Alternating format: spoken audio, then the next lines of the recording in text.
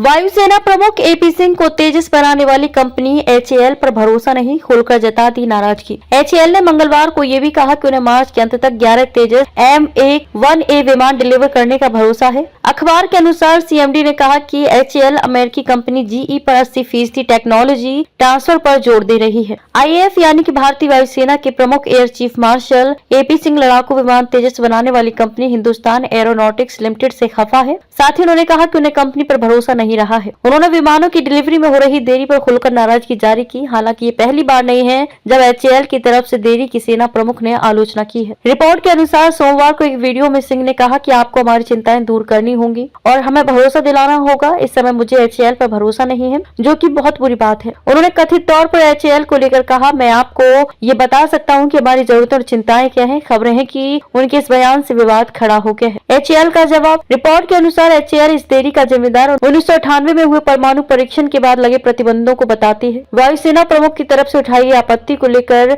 HAL के CMD DK Sunil ने कहा, मैं आपको बताता हूँ, आप जानते हैं कि हम हमारे 1998 में हुए परमाणु परीक्षण के बाद प्रतिबंधों का सामना कर रहे हैं। ऐसे में हमें शुरुआत से चीजें तैयार करनी होती है। इसमें काफी मेहनत लग गई है। देरी की वजह आप आलस नहीं कह सकते। उन्होंने कहा, वायुसेना प्रमुख की चिंता को हम समझते हैं क्योंकि उनके स्क्वाड्रन की ताकत घट रही है। हम वादा करते हैं कि हम स्ट्रक्चर तैयार कर लेंगे। साथ ही हमने कई बैठकों में अलग अलग स्तर पर यह बात कही है। एचएएल ने मंगलवार को यह भी कहा कि उन्हें मार्च के अंत तक 11 तेजस M1A विमान डिलीवर करने का भरोसा है। अखबार के अनुसार सीएमडी ने कहा कि एचएएल अमेरिकी कंपनी जीई पर 80% टेक्नोलॉजी ट्रांसफर पर जोर दे रहा है। यह GE414 इंजन के लिए दे रहा है, जो तेजस के अलग अलग वेरिएंट्स को ताकत देती है।